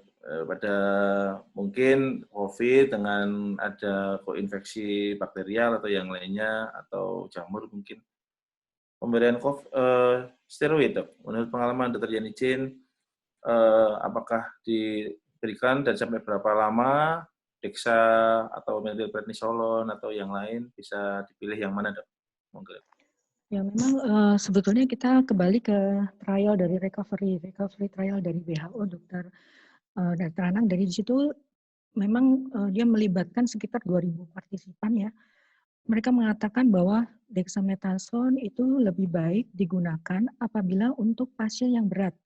Jadi kalau dan pasien yang hospitalized menggunakan oksigen tinggi, jadi baik itu NIV ataupun ventilator, itu baru memberikan hasil yang baik. Tetapi tidak memberikan hasil yang baik pada pasien-pasien dengan gejala ringan. Bahkan dengan adanya rekomendasi itu disalahgunakan oleh beberapa orang yang menggunakan dexamethasone sebagai pencegahan, itu yang tidak boleh. Kemudian apa pilihannya? Memang di situ yang dilakukan oleh trial WHO kan menggunakan dexamethasone. Tapi sebetulnya kita bisa menggunakan kesetaraan dari steroid, jadi misalnya methylprednisolone ataupun hidrokortison, maaf ya. Jadi itu mungkin juga bisa, asal ya kita bisa lihat di tabel kesetaraan dosisnya. Dan seperti itu, Dokter Anang. Baik, terima kasih, sangat menarik. Kita punya waktu 10 menit lagi. Nah, ini ada pertanyaan yang bertanya tentang terkait statement airborne transmission dari COVID. Ada pendapat, Dok, tentang ini, Dok? Ya, mungkin nanti ditambahkan Dokter Santi ya. Jadi update tentang penyebaran airborne ini, sebetulnya menurut WHO masih belum terbukti penularan aerosol di ruang publik. Jadi sebetulnya mereka lebih memberikan aware kepada kita yang menggunakan ruangan yang tertutup atau ber-AC atau misalnya di misalnya di kendaraan umum dan sebagainya. Itu yang harus menjadi perhatian. Dan seperti di slide terakhir untuk masalah airborne transmission ini ya kita harus hati-hati pada tenaga kesehatan yang tadi melakukan tindakan-tindakan yang beraerosol. Ini sementara itu yang bisa saya jawab, Dokter Anang, karena katanya masih akan diteliti lebih lanjut tentang penularan aerosol yang di ruang publik tadi. Dari Dokter Santi mungkin ada tambahan. Dokter Susanti mungkin ada tambahan, Dok, terkait statement airborne infection. Iya, Dok, ini membuat orang gaduh gelisah ya. Ya. Nah, ini statement ini terus membuat orang semua, aduh gimana nih kita kalau kerjanya di ruang ber-AC, terus gimana, apakah nggak usah pakai AC, terus gimana nih panas dan sebagainya ya. Terus bisa nggak pakai HEPA misalnya gitu ya, dan sebagainya banyak sekali. Ini memang sekali lagi kalau kita lihat berdasarkan jurnal-jurnal, memang kalau kantor-kantor misalnya menggunakan AC-nya sentral, memang harus waspada karena dengan AC sentral itu justru akan memudahkan penyebaran airborne infection ataupun droplet juga bisa gitu karena AC-nya sentral. Oleh karena itu disarankan untuk tidak menggunakan AC sentral. Jadi AC tetap kalau bisa yang split aja. Nah, penggunaan AC split juga tidak diperkenankan terus-menerus, tetap harus ada jendela yang terbuka. Sehingga kalaupun ada kuman atau ada virus di situ bisa terdilusi dengan udara yang dibuka tersebut. Berapa lama sih udara dibuka? Menurut komite dari PPI kami itu 4 jam. Jadi 4 jam biarkan jendela terbuka supaya virus terdilusi, setelah itu bisa digunakan kembali AC-nya. Seperti itu. Dan untuk tindakan-tindakan tentu saja, untuk tindakan kalau kita misalnya mau ada AC, terus juga sudah airborne dan sebagainya, tetapi kalau kita masuk ke sana sudah dengan APD yang level 4 dan ruangan tersebut itu ruangan tekanan negatif, saya kira tidak harus kita takutkan lagi karena memang sudah jelas, sudah kita antisipasi. Kita mau melakukan kegiatan apapun, ruangannya sudah jelas tekanan negatif, dan kita pun sudah berlevel APD levelnya level 4. Saya kira tidak harus kita tunda kegiatan-kegiatan tersebut. Dan insya Allah ruang-ruang khusus seperti misalnya P1, terus ruang operasi, sebetulnya sudah bertekanan negatif kan dok ya? Selain itu juga, nah itu kalau misalnya mau ada penambahan air purify itu ya dengan HEPA filter. Nah itu kalau misalnya mau ditambahkan dengan HEPA filter akan menjadi lebih aman lah. Saya kira itu dokter. Terima kasih. Ya ini alhamdulillah rumah saya nggak ada AC sentralnya. Khawatirnya jeglek nanti listriknya nanti. Nggak usah sentral-sentralan. Baik, sebelum kita akhiri mungkin ada take home message dari Dr. Susanti atau Dr. Yani Chen. Itu tadi ada pertanyaan tentang rapid, dok. Ada pertanyaan kan? Oke, menarik sekali. Ini yang tentang rapid tadi. Sebelum rapid, Dr. Santi. Ini mungkin sebentar, itu tadi ada yang tanya tentang rapid test, tentang bagaimana seorang dokter rapid testnya itu positif terus, sementara dia di swab juga negatif. Kalau di swab bolak-balik juga negatif, tapi rapid testnya positif terus. Malah sebetulnya harusnya bersyukur loh dok, kalau kayak gitu. Artinya dia sudah kebal dok, apalagi yang keluarnya itu IgG. Ya artinya dia sudah terpajan dengan virus tersebut, tetapi dia tidak mengalami sakit, tidak ada simptom, nggak ada gejala, dan dicek ternyata memang IgG-nya yang muncul, yang ada. Dan IgG ini memang tahan di dalam badan kita. Ada jurnal yang menyampaikan bahkan sampai bisa 2 tahun. Oleh karena itu ya sudah aman, dia udah kebal. Suruh masukin aja dok ke ruang isolasi dok itu. Tapi ini udah cantik. Ada pertanyaannya, haruskah dilanjutkan pemeriksaan PCR? Tulisannya begitu. Jadi kalau kita lihat buku harus kalau PCR semuanya ya harus dilakukan. Tapi bila tidak ada fasilitas ataupun itu bukan PDP, tidak ada pemeriksaan yang tanpa biaya. Nah, kalau kita lihat di alur, pasien dengan IgG ataupun IgM-nya reaktif harus isolasi mandiri dulu 2 minggu. Kalau kita lihat dari buku alur. Atau tunggu 10 hari lagi, cek ulang ya dok. Ya, cek ulang 10 hari lagi minimal ya, minimal. Ya. Dokter Anang ada pertanyaan di atas IgG yang belum dijawab. Silakan. Yang mana? Ini ada yang saya bacakan PPOK? Ya, silakan. Kasus PPOK, laki-laki 60 tahun ke IGD dengan sesak berat dan demam. CT tract-nya ada GGO, ground glass opacity. Swab 2 kali negatif, dirawat di ICU sebagai pasien non-COVID. Sebenarnya bagaimana ya dok? Iya. Negatif tapi CT scan-nya GGO. Oke. Jadi untuk GGO ini tidak selalu itu menggambarkan pneumonia COVID ya, apalagi PCR-nya misalnya 2 kali negatif. Walaupun sekali lagi bahwa kembali lagi kita itu tidak bergantung hanya pada PCR, tapi kembali semuanya itu rangkaian mulai dari epidemiologisnya seperti apa, mungkin dia itu kontak erat misalnya, lalu di klinisnya seperti apa, klinisnya ternyata juga saturasi oksigennya jelek terus misalnya. Ternyata juga ada di dalam laboratoriumnya kita dapatkan leukopeni, trombositopeni, atau limfositopeni, monositosis, dan sebagainya. Yang mengarah semuanya ke arah COVID, tetap kita harus waspada.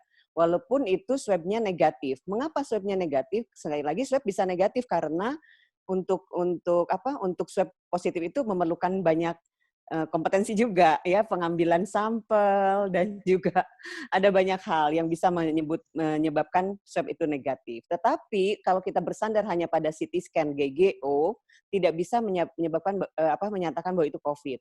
Karena GGO sendiri sebetulnya adalah proses yang lama harusnya terjadi seperti pada pasien-pasien ILD atau IPF. Sebetulnya itu adalah marker yang paling tepat untuk IPF atau ALD, artinya yang lama sebetulnya. Bahwasanya si COVID ini memberikan ini GGO, gambaran GGO di CT scan, itulah yang menggambarkan jahatnya atau beratnya COVID. Dalam waktu yang cepat dia bisa menimbulkan ground glass appearance, itu luar biasa. Sehingga oksigenasinya jadi disturbance ya. Itu padahal kalau orang yang biasa itu dicapai lama ya untuk mencapai IPF atau mencapai ground glass appearance itu ya harus seperti itu, IPF atau ILD itu. Karena Mungkin itu jadi dicek ulang. Sehingga cepat bisa terbentuk ground glass opacity gitu ya, Dok ya. Itu Iya, betul sekali. Suatu infeksi COVID ya, Dok ya. Menambahkan Harus Dr. Santi ya. mungkin ya. Ya, silakan Dok. Jadi menurut data sensitivitas dan spesifitas PCR perlu diketahui juga bahwa dari nasofaring itu sekitar 60. Jadi 60%, iya. Ya 60, sekitar 63 atau 66%. Iya.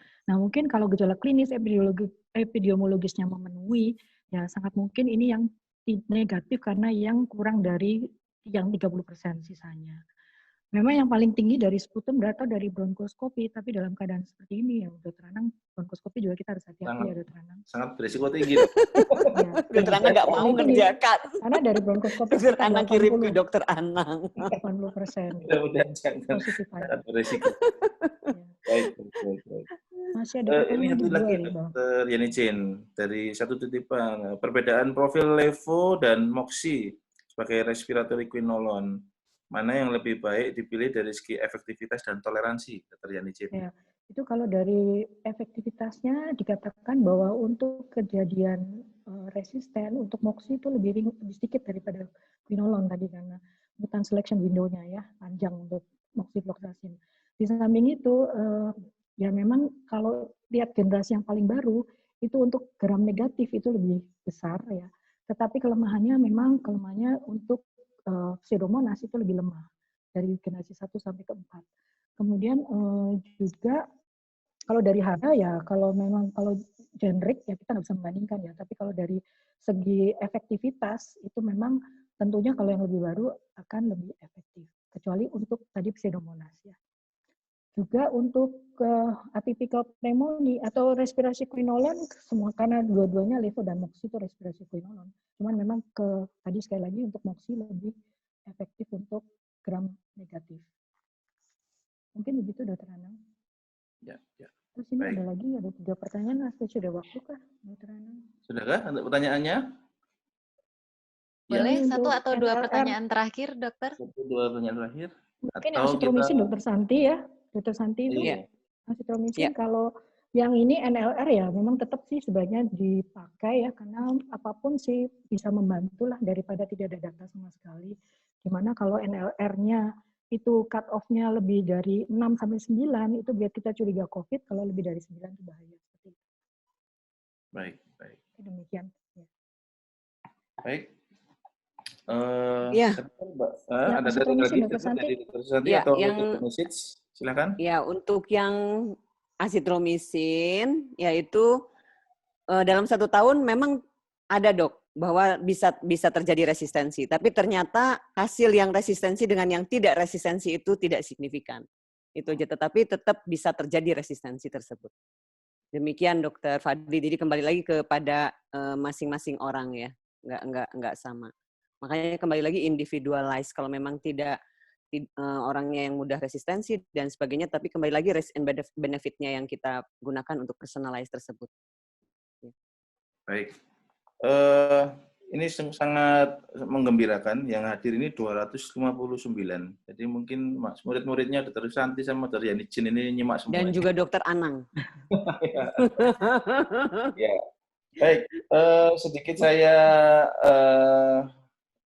highlights ya bahwa PPOK berisiko 5 kali lipat ya untuk bisa terkena COVID, terutama di kelompok sedang berat ya dengan komorbid lainnya. Jadi tetap kita himbau untuk pasien-pasien kita untuk upaya-upaya restriktif untuk menjauhkan terhadap resiko infeksi COVID ya. Kemudian tidak ada bukti steroid inhaler harus dihindari ya. Jadi tetap bisa digunakan secara rutin ya. Kombinasi ipatopril bromide dan salbutamol ini memiliki efek potensiasi untuk pasien-pasien COPD. Jadi kita bisa tetap mempertimbangkan pemberian bronchodilator pada pasien-pasien airways, terutama PPOK ya.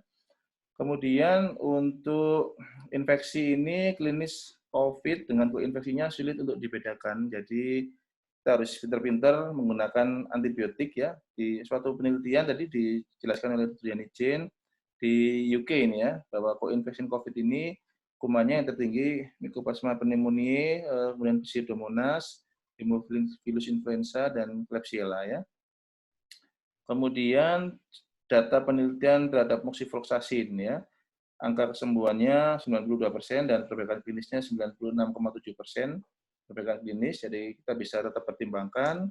Kenapa? Karena angka resistensi dari suatu moxifloxacin ini masih relatif rendah ya, bioavailability-nya lebih baik, dan kenyamanan pasien. Tentu kita sering menjumpai pasien-pasien yang mual muntah dengan terapi levofloxacin dan efek samping lebih minimal, terutama pasien-pasien dengan gangguan renal. Mungkin itu yang bisa saya simpulkan. Sangat menarik pertemuan siang hari ini dengan peserta yang sangat luar biasa, 250 itu sangat banyak menurut saya ya. Kami kembalikan ke Mbak Josephine Veron. Silakan Mbak Josephine. Terima kasih. Baik, terima kasih banyak dokter. Dengan berakhirnya sesi tanya jawab, kita hampir sampai di penghujung acara webinar kali ini. Sebelum saya menutup acara ini, saya akan mempersilakan para narasumber untuk menyampaikan closing statement secara singkat sebagai bekal take home message yang pastinya akan sangat berguna bagi para peserta dalam menghadapi era new normal. Mungkin bisa urut dari Dr. Susanti terlebih dahulu, kemudian Dr. Yani, dan juga dari Dr. Anang. Silakan dokter, secara singkat. Ya, untuk semua dokter yang akan menangani pasien PPOK, 3M tidak cukup. 3M itu adalah mencuci tangan, masker, dan menjaga jarak tidak cukup. Tetapi berikan informasi kepada pasien-pasien PPOK untuk tetap melanjutkan terapi maintenance-nya. Demikian. Silakan dok. Terima kasih dokter. Oh, dari Singkat padat jelas. saya sambil Silakan dokter menjawab Yani. misalnya pertanyaan online. Jadi kalau saya ya tetap jaga jarak, Mikrofonnya dokter tangan, minta ya. Tolong Jaga jarak, didekatkan. cuci tangan, selalu pakai masker, cuci tangan, jaga jarak. Mungkin itu yang harus selalu, dan sesedikit mungkin kita berada di keramaian. Ini itu aja sementara dari saya. Baik, terima kasih. Yang terakhir dari Dokter Anang, silakan dokter, Ya, bekal untuk para peserta. Ya, ini jarang untuk kita diskusikan, namun saya sering menjumpai bahwa pasien-pasien kita COVID di ruangan itu secara psikis itu mereka cukup tertekan ya. Jadi perlu kita kalau visit itu membesarkan hati mereka, ayo tetap semangat ya, sabar, semuanya pasti akan oke gitu ya. Itu akan banyak memberikan kemajuan kepada pasien kita. Mereka sangat benar-benar merasa disupport oleh tim medisnya. Itu jangan kita lupakan, pasien-pasien COVID itu jangan kita hitung sebagai angka saja. Angka pasien COVID berapa? Terus dari jarak jauh, Pak, oke, masih bernapas, oke gitu. Kita perlu menyemangati support mereka ya, karena Motivasi. Bukan kita pasien-pasien COVID yang banyak, kita lupa kadang-kadang untuk memberikan motivasi pada pasien-pasien COVID ini, dan ini sangat-sangat penting dalam diri saya. Gitu ya, Dr. Santi, Dr. Yani Jin ya. Setuju sekali. Ya. Baik, dengan demikian saya akan segera menutup acara webinar kita hari ini. Terima kasih banyak kepada para narasumber dan moderator atas ilmu yang sangat bermanfaat dan memperkaya wawasan medis kita semua. Terima kasih atas kolaborasi PDPI Cabang Malang dan PT Veron Pharmaceuticals sehingga acara ini dapat terselenggara. Dan tentunya terima kasih banyak kepada para dokter yang di tengah kesibukannya maupun di tengah akhir pekannya bersedia meluangkan waktu untuk berdinamika memperkaya ilmu bersama dengan kami semua. Semoga dokter semua dan seluruh tenaga medis di Indonesia selalu diberikan kesehatan sebagai garda terdepan pelayanan kesehatan memasuki era new normal. Mohon maaf apabila terdapat kekurangan. Sekian dan selamat siang. Terima kasih. Terima kasih. Assalamualaikum. Waalaikumsalam.